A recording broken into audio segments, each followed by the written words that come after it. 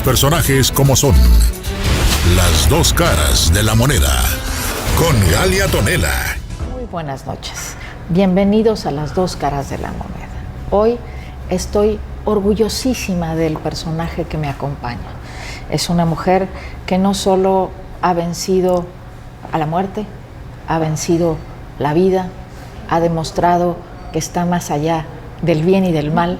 Una mujer justa, íntegra, una mujer que ha abierto brecha para otras mujeres, una mujer que tiene una carrera intachable, una mujer de letras con estudios propios en política criminal en la Universidad de Salamanca, España, maestría en Derecho con especialidad en Derecho Penal en la Universidad Autónoma del Estado de Morelos, licenciatura en Derecho en la Facultad de Derecho y Ciencias Sociales en la Universidad Autónoma del Estado de Morelos, experiencia laboral, actualmente es magistrada del Tribunal Unitario de Justicia para Adolescentes del Estado de Morelos, magistrada numeraria del Tribunal Superior de Justicia del Estado de Morelos, juez de primera instancia en el Tribunal Superior de Justicia del Estado de Morelos, en sede en Xochitepec, Cuernavaca, Cuautla, Yautepec, secretaria de Estudio y Cuenta en la Sala Civil. Ha tenido múltiples cosas que no voy a perder tiempo en decir toda su carrera porque es impecable. Una mujer espectacular que siempre nos ha enseñado con el ejemplo, una mujer de una trascendencia increíble, y ella es, y me hace el honor, Ana Virinia Pérez Güemes y Ocampo, una gran mujer, una gran amiga, un gran ejemplo de vida, una mujer que todas quisiéramos ser, lo fuerte, maravillosa que tú eres. Bienvenida a tu casa, qué gusto tenerte aquí. Galia, buenas noches a todas y a todos. Es un enorme, pero enorme placer que me recibas en tu casa. Sabes de verdad que te quiero mucho, que eres una persona muy importante en mi vida. Te conocí en un momento clave, trascendente, y te guardo un cariño enorme. Así es que cómo no estar aquí contigo platicando. Muchísimas gracias por recibirme. Pero lo más importante es que eres de esas mujeres que dan el ejemplo a las mujeres que sí se puede. Claro, tú eres ese ejemplo de mujer al que yo respeto, al que yo quiero, no esa mujer feminista que quiere ser machista, que quiere ser, que pierde su feminidad, que no entiende que detrás de un guante rosa puede haber una mano de hierro, ¿no? Sí. Y que la justicia no está peleada con una sonrisa, no está peleada con una cara amable, ni con una belleza como la tuya, ¿no? Muchas gracias, Dalia. Dime una cosa, ¿qué difícil es ser juez para adolescentes? Fíjate que es una satisfacción enorme el poder dedicarme a la justicia para adolescentes. Hay que entender de fondo por qué estos niños con tan corta vida se inmiscuyen en conductas que llamamos delitos y que tienen de alguna manera una oportunidad o una segunda oportunidad de poder cambiar su vida, su proyecto de vida. O la primera, claro, ¿no? Porque se ha dicho, la cárcel a veces te da tu primera oportunidad. Exactamente. No es un lugar tan malo como la gente piensa. Fíjate que es paradójico, como tú lo acabas de decir. En alguna ocasión, en una reunión que tuvimos con representantes de una organización civil, nosotros decíamos en esa reunión que a veces los adolescentes están mejor en el centro de ejecución de medidas, que es la cárcel para los chicos, que en sus propias casas. Estoy totalmente de acuerdo. Y le llamó mucho la atención y dijo, eso no puede ser, no podemos nunca pensar que un joven puede estar mejor en la cárcel que en su casa. Y yo creo que esta persona conocía... Que en algunas casas, ¿no? Que en algunas casas, pero yo te puedo decir que en la totalidad de los casos de los niños con los que nosotros trabajamos, están mejor cuidados, tienen mayor educación se les proporcionan mayores herramientas de vida para poder salir de ahí y por lo menos tener algún oficio, y se les escucha más, que esto es lo más importante. Y entonces yo decía, bueno, esta persona está muy preparada en la teoría, pero necesita conocer La práctica. y las circunstancias de vida de estos adolescentes. La gente siempre tiene los famosos mitos de la cárcel, ¿no? Así es. Las películas hacen mucho daño, ¿no? Las películas, el Orange Black, el New Black, ¿no? Dicen el Orange is the New Black, ¿no?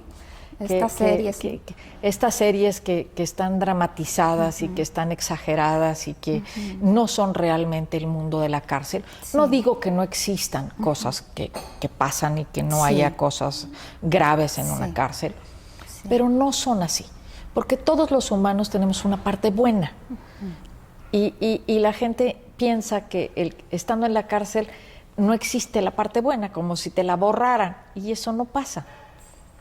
A veces sale a flote, ¿no? Yo podría asegurar que en el caso de los chicos, efectivamente tienen una parte muy buena de su personalidad y que si ellos se prestan a trabajar en un buen proyecto, pueden salir adelante solos.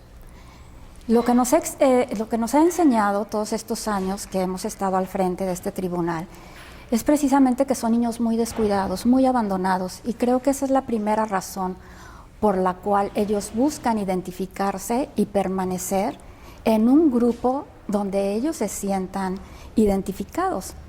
Y por eso hacen pues bandas, grupos, inmiscuyen en la delincuencia organizada. Porque no tienen ese sentido de pertenencia. El desamor hace ese sentido de pertenencia, aunque sea en un núcleo de delincuencia organizada. Porque se da amor, se da lealtad y se dan lazos muy fuertes en la delincuencia organizada que no se dan en una familia normal. Es triste decirlo y ojo, no estamos defendiendo el hecho de que los niños se identifiquen con estas organizaciones. No. Sino simplemente tratamos de entender por qué lo hacen, ¿no? Generalmente son jóvenes que reiteradamente... Digamos que son malas interpretaciones. Sí, malas interpretaciones, así es. Y es comprensible esto que pasa porque te das cuenta que son niños a los que reiteradamente se les están violando sus derechos fundamentales, y con ello me refiero a que tienen una mala alimentación, no tienen educación formal y de casa, no tienen ese apoyo de sentirse arropados en un entorno familiar armónico, viven en entornos de mucha violencia, no tienen cuidados con la salud. Entonces, ahí es cuando tú dices, bueno, ¿qué podemos hacer para realmente trabajar con la reinserción social? Mucha gente no cree en la reinserción social. Y déjame decirte, Galia, que nosotros tenemos ejemplos de que sí se puede. Claro, yo también. De que sí se puede. Claro que ¿no? sí, yo también. Pero se necesita voluntad y se necesita que las autoridades comprendan que necesitamos tener una buena estructura en los centros de readaptación social, invertir recursos para que realmente estos niños tengan todo aquello que les hace falta en su casa, si es que realmente queremos trabajar con una prevención terciaria, ¿no? Y con ello queremos decir que no vuelvan a reincidir. Ya los chicos que nosotros tenemos ya cometieron un delito, así es que vamos ahora a trabajar para que ya no lo hagan.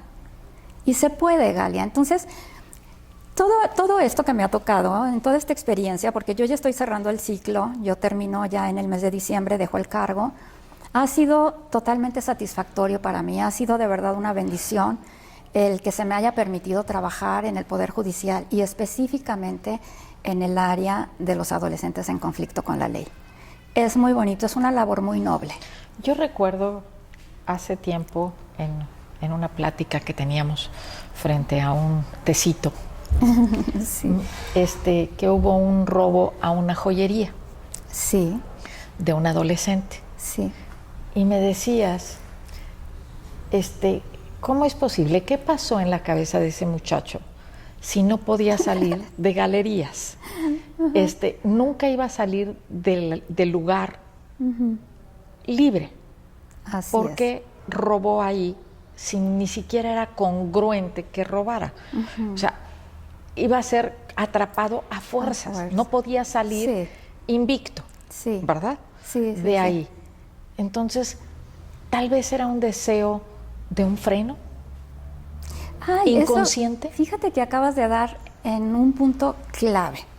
En esa ocasión sí fueron estos chicos que entraron a galerías y bueno, los que vivimos aquí en Cuernavaca, que conocemos este centro comercial, sabemos que está vigilado, que hay mucha gente, que en esta joyería que está en la planta baja, pues, está en medio. Entonces yo quiero imaginar qué pensaron cuando llegaron, subieron, atravesaron el pasillo hasta llegar a esta joyería y luego cómo pretendían salir, ¿no?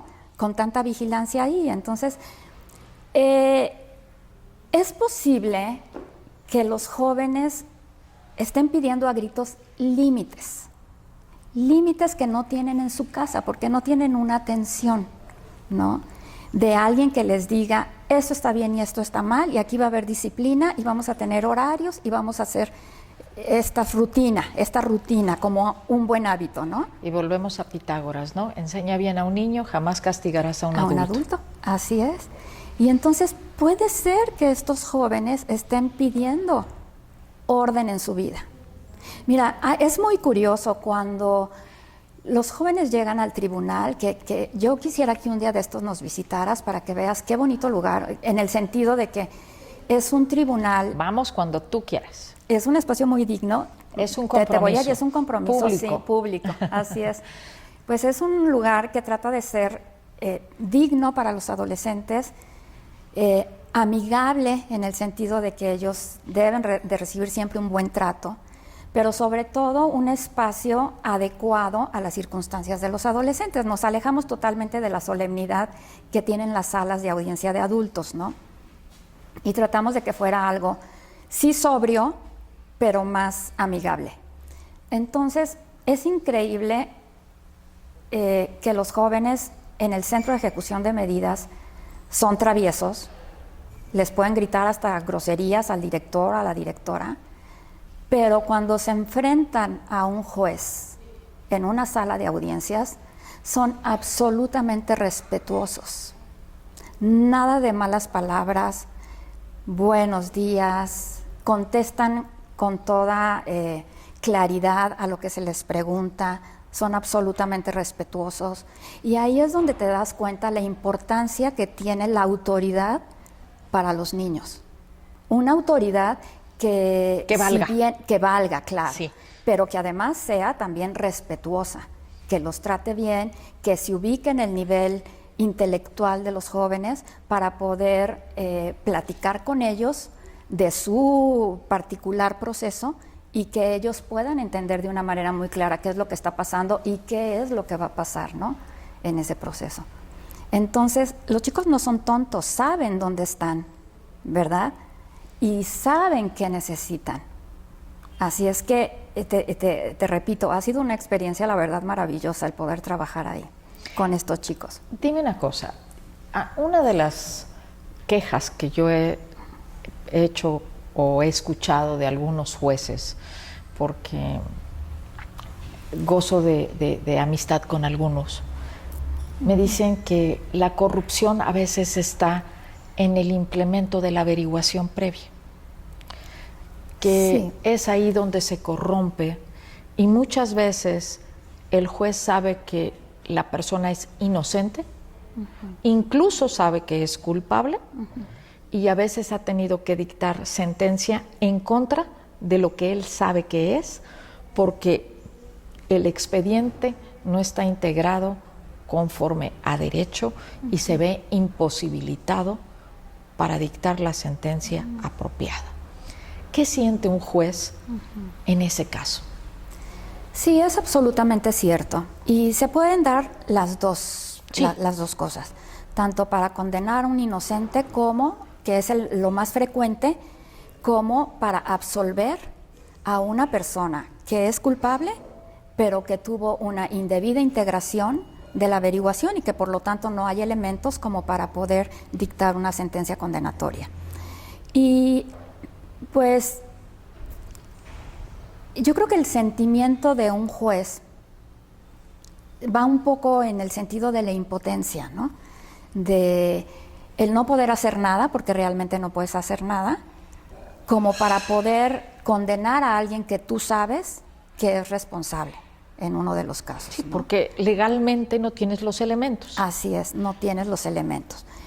Y ahí se tilda al juez de culpable. Muchas veces, muchas veces. Ahora, yo te voy a decir una cosa.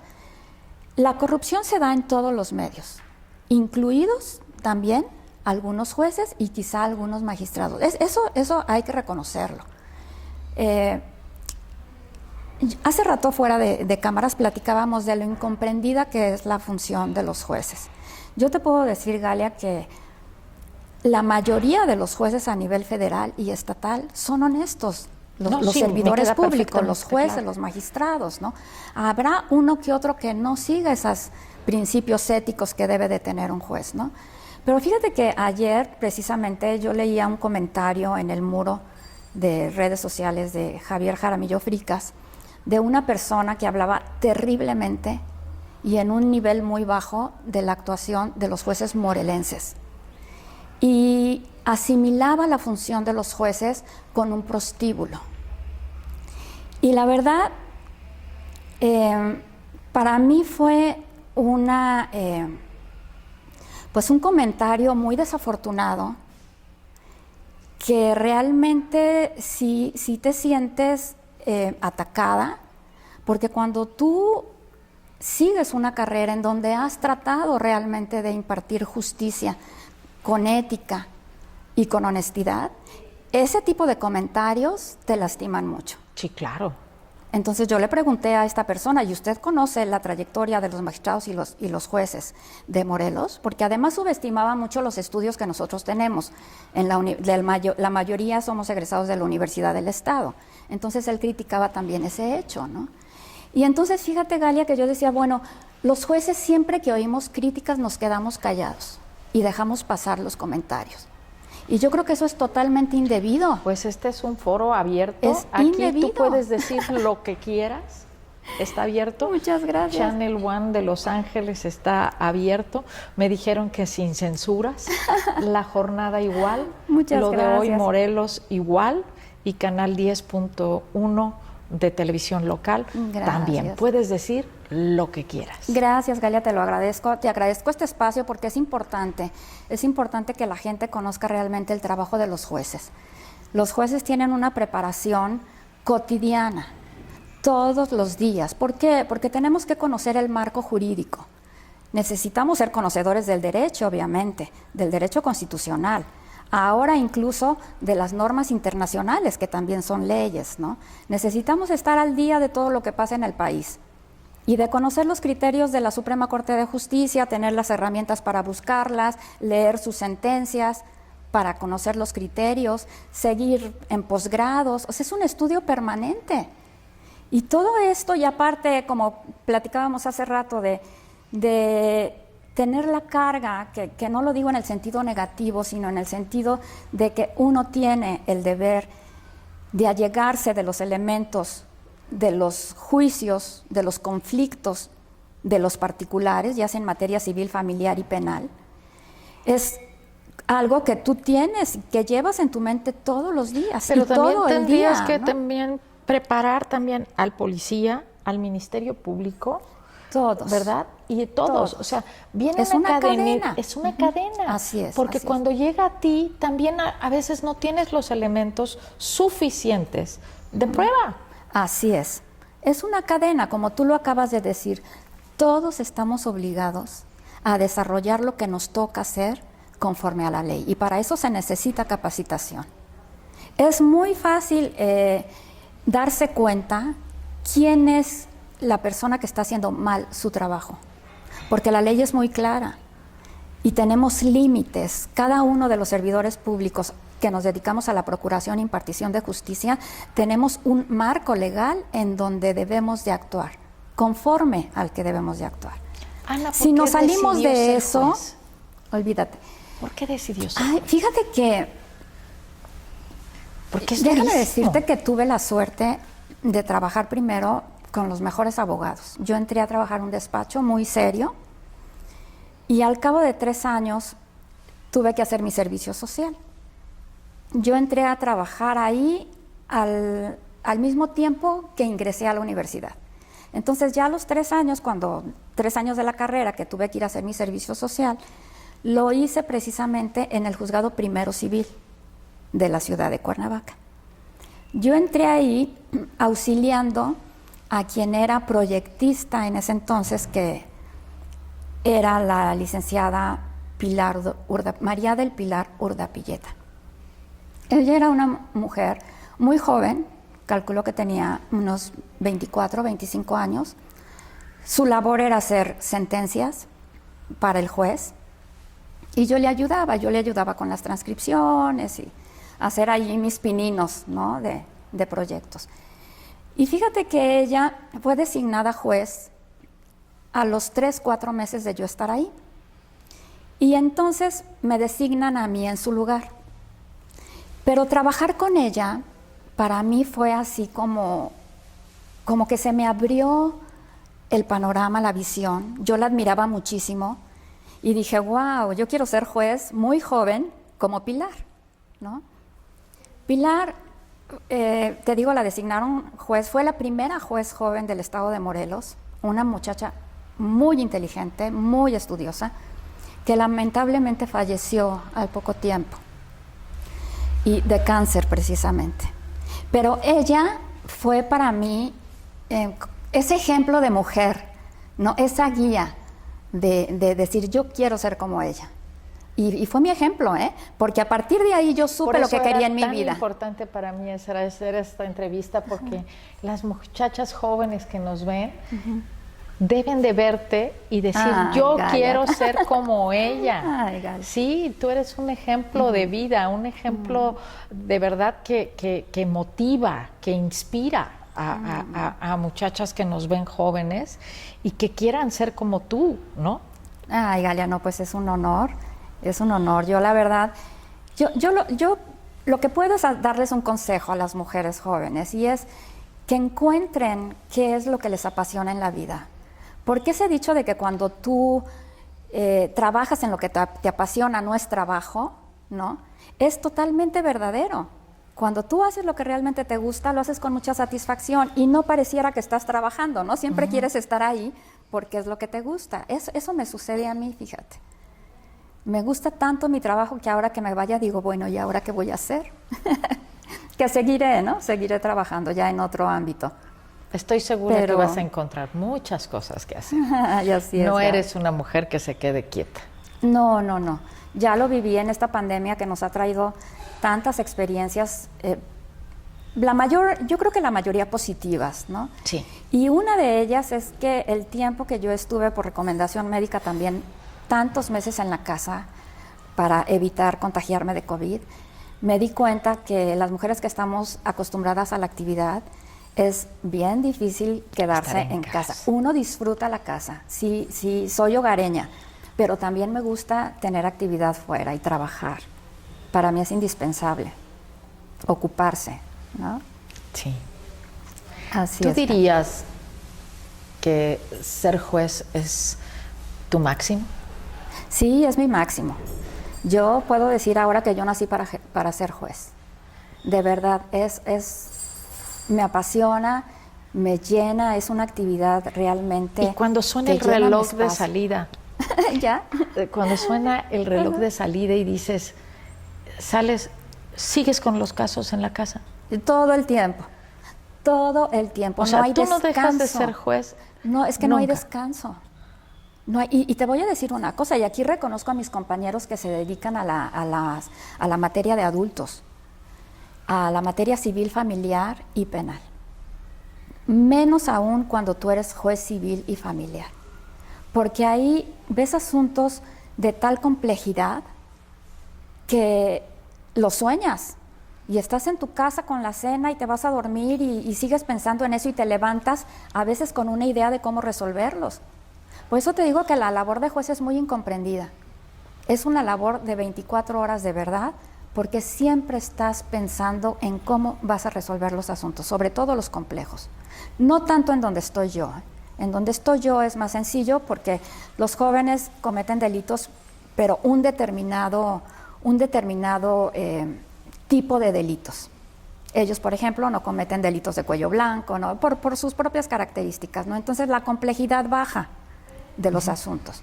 No deja de preocuparte también esa labor, pero es mucho menos compleja que la función que realizan los jueces de materia civil y familiar. Pero, ¿cómo te afecta eso en tu vida personal, con tu familia? Yo pienso que te acostumbras a vivir con eso. No influye en el sentido de que sigues siendo responsable de tus deberes familiares, sigues acompañando a tus hijos, escuchándolos, de alguna manera. ¿Pero sigues siendo juez con ellos? Y es posible que sí, ¿eh? Es posible que sí. Eso es lo más grave, Es Anita, posible que sí. Porque a lo mejor nunca dejas de ser juez. Es muy posible, sí, fíjate que sí, ¿eh? Que bueno, a lo mejor por eso mis hijos son abogados, los mayores, ¿no? Han seguido ese ejemplo, pero sí creo que uno sigue cierta, ¿cómo le llamaremos? ¿Patrón? Cierto patrón. Es posible que sí. A lo mejor te vuelves más exigente o más observadora o más aprensiva, que es algo que sufren los hijos, yo no sé si de todos mis compañeros jueces, pero yo me he vuelto con los asuntos que yo veo, que yo tengo que lidiar todos los días, pues muy aprensiva en el sentido de la inseguridad, ¿no? Tus hijos, los hijos de un juez, a lo mejor están más limitados en libertades, porque tú siempre estás tan consciente de lo que pasa afuera. En el ojo del huracán. Claro, que dices, bueno, no salgas porque te va a pasar eso, no salgas porque la situación está así, no salgas, ¿no? O cuídate. Creo que sí, creo que influye mucho la actividad. Ahora, ha crecido mucho la violencia en los adolescentes. Sí, mucho. Esto se debe a que muchos ven como un prototipo o un camino fácil el tener carros, mujeres, estas películas que salen con los narcotraficantes, con los colguijes, con esto, con las mujeres bonitas, con esto. Y nosotros sabemos que la vida de un narcotraficante no es esa, ¿no? Así es. A mí me ha tocado hablar con narcotraficantes reales en la cárcel, donde han estado en una sierra sin agua, con miles de dólares en una recámara y no tienen un vaso con agua potable, sí, porque están escondidos en la sierra. Sí. O sea, ¿de qué te sirve tener tanto dinero si estás escondido como rata en una sierra? Claro, ¿no? Sí, es totalmente cierto. Y esa parte no la ponen. La película pone el carro Ferrari y las muchachas, el alcohol, el yate, pero no ponen la parte de sufrimiento que también y la persecución que tiene el pobre narcotraficante. Claro. ¿No? Es totalmente cierto, Galia. Estos chicos son poco tolerantes a la frustración. Y si hablamos hace rato de que no hay comunicación en su casa, de que no hay quien los aconseje, quien les haga ver cuáles son los verdaderos valores en la vida, pues ellos se dejan influir por todo este tipo de series, por ejemplo, televisivas, ¿no? Donde ellos se dan cuenta que dedicarse a esa actividad pues les va a traer dinero, mujeres, fama, ¿no? Y no ven realmente la realidad. Pero te voy a decir una cosa, hay por ejemplo un joven que le comentó al psicólogo del tribunal que él está muy consciente de que puede vivir poco tiempo, pero ese tiempo que va a vivir, lo va a vivir bien vestido, bien comido, con lujos y con todo lo que él pueda comprar. Entonces ahí es donde nos damos cuenta de que pues es el mundo al revés, ¿no? No hemos sabido transmitirle a nuestros jóvenes cuáles son los verdaderos valores, ¿no? Toda la riqueza. Ayer comentaba precisamente con el secretario de Desarrollo Sustentable. Tuvo a bien donarnos unos árboles para el tribunal y platicábamos de eso porque es muy amigo mío, le mandamos un saludo. Sí, es muy lindo, sí, muy amable. Sí. Y comentábamos, bueno, ¿y qué tiene que ver la Secretaría de Desarrollo con nosotros, con el tribunal? Bueno, pues todo Todo, porque yo le comentaba, si los jóvenes pudieran entender que la riqueza es la naturaleza, ¿no? La lluvia, ayer llovió precioso en la ciudad de Cuernavaca, entonces decíamos, si ellos pudieran valorar todo esto, que no cuesta, ¿no? Darse cuenta que tienen pues todo para poder vivir felices, ¿no? Y no estar buscando la riqueza material, creo que En el la efecto. educación sería otra. Otra. Así es. Por eso estamos trabajando muy fuerte, Así para es, Galia. enseñar que no siempre los efectos son tan importantes, ¿no? Sí, lo material. No digo que no sea bonito tener cosas bonitas. Sí, sí lo es. No, sí lo es. Pero cuánta gente está en soledad y en trauma y en frustración Sí, si no está en esa condición. así es, sí, es totalmente cierto. Así es que yo creo que hay mucho por hacer con los jóvenes, no nada más con los jóvenes que cometen delitos, con los jóvenes en general. Necesitamos ver de qué manera vamos cambiando esa percepción que ellos tienen de esta pues forma en que nosotros manejamos la economía, ¿no? La economía que bueno es a nivel mundial, todo lo que se nos transmite es para consumir, para comprar, ¿no? Y todos quisiéramos tener todo lo último, sobre todo los jóvenes, la última tecnología, el último teléfono, todo eso, ¿cómo lo cambiamos? Poco a poco, yo creo que vamos a ir teniendo... La pandemia nos enseñó mucho a estar en familia, Sí, trajo claro. cosas buenas Sí, y tenemos que ir aprendiendo que la naturaleza también reclama. así ¿no? es, claro. Entonces, sí. ha sido un honor tenerte aquí. Gracias. Cuando gustes, invítanos por favor al tribunal. Sí. Nos encantaría ver una sesión que nos permitieras grabar una sesión con alguien que lo autorizara y ver ese respeto y ver un caso real y darle seguimiento y llevarlo a nuestro público y que vea cómo se transforma, cómo sí existe la reinserción social. Somos partidarios de la reinserción social. Tú sabes que yo siempre estoy buscando la reinserción y trabajando en la reinserción social. Sí, me consta. Soy fanática de ella, creo en ella. Tengo mucha gente que está en la reinserción social, que he visto muchos casos y que tengo el agradecimiento de muchos jueces que me han apoyado y que han revisado casos de gente que es inocente y que estaremos trabajando. Claro. Muchas gracias, Anita, por estar aquí, Galia. darnos el otro lado de la moneda del Tribunal de Adolescentes. Muchas gracias, y ver Galia. qué estamos haciendo. Y gracias pues a todos. nos vemos la próxima semana en un interesante programa nuevamente en Las Dos Caras de la Moneda. Muchas gracias por acompañarnos. Si tienen dudas o preguntas, ya saben, mándenos a nuestras redes sociales y estaremos siempre a sus órdenes. Gracias.